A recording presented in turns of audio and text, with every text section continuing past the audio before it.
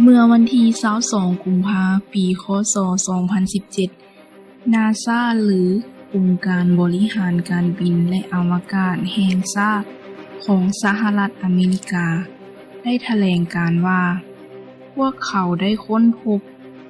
ดาวเคราะห์นอกระบบสุริยะจักรวาลทั้งหมด7ดวงสิ่งที่น่าสนใจก็คือระบบของดวงดาวดังกล่าวมีลักษณะคล้ายคลึงกับโลกของเราและเป็นไปได้ว่าอาจจะมีสิ่งที่มีชีวิตอาศัยอยู่ระบบของดาวดวงนี้อยู่ห่างไกลจากโลกประมาณ40ปีแสงเท่านั้น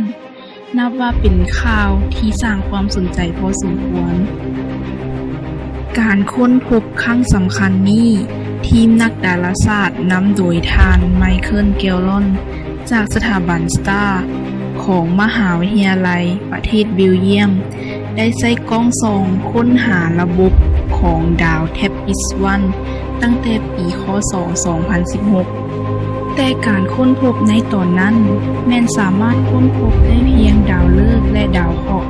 ที่มีขนาดเท่าโลกอีก2ดวงเท่านั้นหลังจากนั้นจึงมีการศึกษาเพิ่มเติมเรื่อยๆจนนาซาได้ประกาศว่าพบดาวเคราะห์ขนาดเท่าโลกเพิ่มขึ้นอีก5ดวงจึงเฮ็ดให้ระบบของดาวดวงนี้ทั้งหมดแม่น7ดวงซึ่งดาวเคราะห์3ดวงในระบบโคจรของดาวเทปปิส1อยู่ระยะห่างเหมาะสมที่น้ำจะสามารถคงตัวในสถานะที่เป็นของเหลวนับว่าเป็นครั้งทำอิฐที่นักวิทยาศาสตร์ค้นพบดาวที่มีน้ำหลายที่สุดอยู่ในพื้นผิวของดาวเคราะห์ดวงอื่นนอกจากโลกซึ่งว่าน้ำเป็นปัจจัยสำคัญที่สุดของร่างกายของสิ่งที่มีชีวิตถึงโลกของเฮาดังนั้นจึงอิงตามหลักการพื้นฐานนี้เพื่อนำไปสู่ความเป็นไปได้ของการเกิดเซลล์ของสิ่งที่มีชีวิตอยู่ดาวดวงอื่นนอกจากที่นาซาจะสามารถค้นพบดาวเคราะห์นอกจากระบบสุริยะแล้วนักวิทยาศาสตร์ยังสามารถระบุได้ถึงขนาดของดาวเคราะห์ดังกล่าวได้ครบทุกดวงเฮ็ดให้นักดาราศาสตร์รับรู้ได้ถึงความหนาแน่นของดาวเคราะห์ทั้งหมดจากข้อมูลความหนาแน่นทั้งหมดจึงเฮ็ดให้นักวิทยาศาสตร์เชื่อว่าน่าจะเป็นดาวเคราะห์หินอย่างเดียวกับโลกของเฮาแน่นอนอย่างใดก็ตามดาวฤกษ์เทปปิส1ถือเป็นดาวฤกษ์ประเภทดาวแคะเย็นจัดซึ่งจะมีขนาดที่น้อยกว่าดวงอาทิตย์ถึง10เท่าและมีอุณหภูมิอยู่พื้นผิวประมาณ 2,277 องศาเซลเซียสในขณะที่ดวงอาทิตย์มีอุณหภูมิอยู่พื้นผิวสูงถึง 5,500 องศาเซลเซียสด้วยอุณหภูมิที่ค่อนข้างต่ำของดาวเทปปิส1เฮ็ดให้ดาวเคราะห์ที่อยู่ในวงโคจรมีโอกาสที่น้ำจะสามารถคงสภาพอยู่ได้อีกทั้งดาวเคราะห์ทั้ง7ดวงนี้ก็ล้วนแต่โคจรใกล้กับดาวฤกษ์เทปปิส1ที่สุดและใกล้กว่าระยะทางที่ดาวพุธโคจรอ้อมดวงอาทิตย์อีกนักดาราศาสตร์ได้เปรียบเทียบว่าถ้าหากเฮาได้ไปยืนอยู่พื้นผิวของหนึ่งในดาวเคราะห์เหล่านั้นก็อาจจะสามารถเบิ่งเห็นเมฆถึงชั้นบรรยากาศและพื้นผิวของดาวเคราะห์ดวงอื่นๆได้เลยหรือว่าอีกอย่างหนึ่งก็คือดาวเคราะห์ดวงอื่นที่อยู่ในวงโคจรนี้จะปรากฏให้เห็นได้ชัดเจนและใหญ่กว่าดวงจันทร์ปรากฏอยู่เทิงท้องฟ้าที่เฮาสามารถเบิ่งเห็นอยู่โลกของเฮา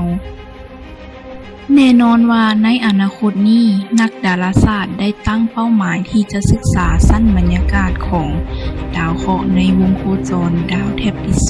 1ว่ามีสภาพเป็นแบบใดและมีองค์ประกอบของน้ำอยู่แท้จริงหรือบ่เมื่อฮอดมื้อนั้นเฮาก็จะประเมินอีกครั้งว่าจะมีโอกาสพบสิ่งที่มีชีวิตดำรงอยู่ดาวเคราะห์เหล่านี้หลายหรือน้อยเท่าใดเพื่อให้ทุกคนได้เข้าใจเนื้อในหลายขึ้นจึงได้สรุปเนื้อหาสำคัญหลักๆของการค้นพบดาวเทปปิส1ไว้ดังนี้ ระบบวงโคจรของดาวดวงนี้เอิ้นว่าแทปปิสวันเป็นระบบที่มีดาวฤกษ์เพียงดวงเดียวคล้ายคือกับระบบสุริยะจักรวาลที่มีดวงอาทิตย์เป็นดาวฤกษ์เพียงดวงเดียวซึ่งระบบของมันจะบ่ซับซ้อนจึงเป็นปัจจัยที่จะเกิดมีสิ่งที่มีชีวิตกว่าระบบที่มีดาวฤกษ์หลายดวงดาวฤกษ์หลักของระบบดาวแทปปิสวันเป็นดาวสีแดงซึ่งมีมวลสารและขนาดน้อยกว่าดวงอาทิตย์หลายเท่าลำแสงที่ปล่อยออกมาจะเป็นแสงสีแดงนี่คือภาพการเปรียบเทียบของดาวแทปปิสวันกับดวงอาทิตย์ระบบดาวแทปปิสวันนี้ห่างไกลจากโลกประมาณ40ปีแสงถือได้ว่าบ่อยู่ห่างไกลจนเกินไปจึงเฮ็ดให้เฮาสามารถค้นพบและสำรวจได้จากกล้องโทรทัศน์จากโลกโดยง่ายและในอนาคตข้างหน้าถ้านักวิทยาศาสตร์สามารถพัฒนาเทคโนโลยีที่ทันสมัยของยานอวกาศพวกเฮาก็จะสามารถเดินทางไปถึงดาวแทปปิสวันได้ดาวเคราะห์ที่อยู่ในระบบนี้แม้นมีทั้งหมด7ดวงซึ่งมีขนาดที่ใกล้เคียงกับโลกหลายที่สุดนี่คือภาพจำลองของระบบดาวแทปปิสวันที่มีดาวเคราะห์7ดวงแต่ยังบ่ได้ระบุชื่อของดาวอย่างชัดเจนจึงสัญลักษณ์ดาวแต่ละดวงด้วยอักษรภาษาอังกฤษซึ่งดาวดวงที่1แม่นสัญลักษณ์ด้วยตัว B ต่อมาแม่น C D E F G H ตามลำดับและจากการคำนวณข้อมูลของดาวแทปปิสวันจึงสามารถนำมาเปรียบเทียบระหว่างระบบของดาวแทปปิสวันกับระบบสุริยะจักรวาลได้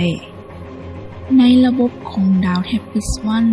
บรรดาดาวเคราะห์ทั้ง7ดวงนี้พบว่ามีดาวเคราะห์จำนวน3ดวง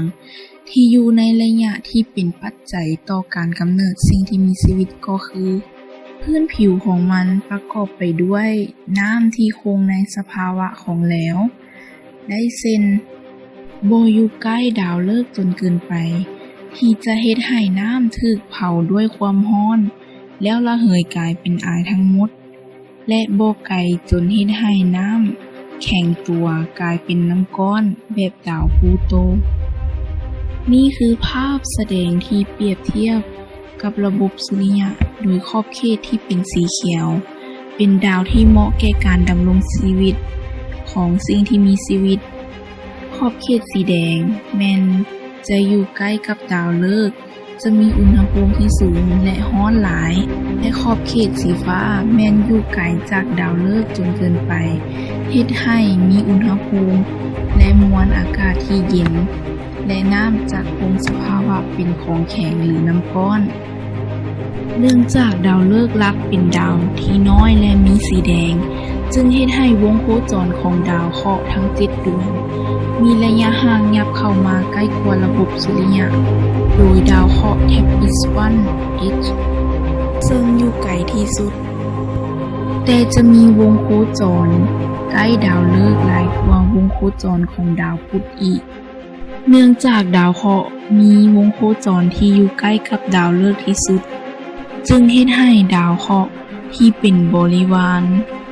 ถูกแรงโน้มถ่วงของดาวหลักดึงให้หันเพียงด้านเดียวเข้าหาดาวหลักตลอดเวลาเช่นเดียวกับดวงจันทร์ต่างๆที่อยู่ในระบบสุริยะในระบบนี้ก็คือจะมีด้านกลางเว้นและกลางคืนเพียงด้านเดียวเสมอแต่เนื่องจากดาวฤกษ์หลักเป็นดาวสีแดงที่มีขนาดน้อยมันจึงปล่อยพลังงานน้อยกว่าดวงอาทิตย์ดังนั้น NASA สันนิษฐานว่าอุณหภูมิในช่วงตอนกลางวันจะบ่สูงหลายปานใดและอุณหภูมิเฉลี่ยในเขตที่สามารถอาศัยอยู่ได้ก็อาจจะมีอากาศเย็นใกล้เคียงกับโลกหรือจะเย็นกว่าโลกและนี่ก็เป็นข้อมูลเพียงบางส่วนที่ NASA ได้ศึกษาไว้เท่านั้นเพราะกว่าจะได้ข้อมูลที่สมบูรณ์ขึ้น จะต้องได้ใช้เวลาเพื่อศึกษาเพิ่มเติมกันอีกต่อไป